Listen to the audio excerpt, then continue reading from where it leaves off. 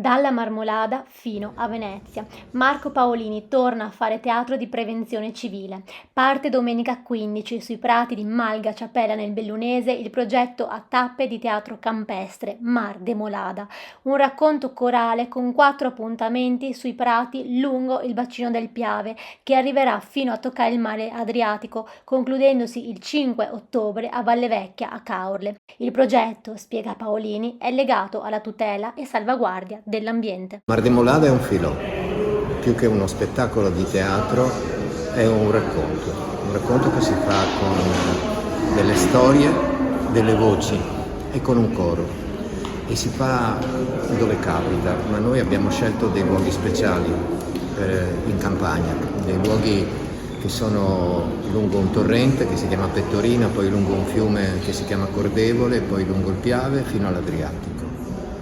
Perché così raccontiamo questa terra come se fosse su una carta geografica un luogo che abbiamo voluto battezzare Mar de Molada, perché tutti viviamo in riva al mare, quello che facciamo in qualche maniera arriva al mare, e perché è stretto, denso, abitato, consumato, usurato, e lo spazio delle montagne certi giorni da Venezia, quando c'è lo stravedo, si annulla, ci sembra che siano lì, appena oltre il limite dei palazzi. È così che dobbiamo immaginare la terra dove viviamo. A questo è dedicato Marmolada.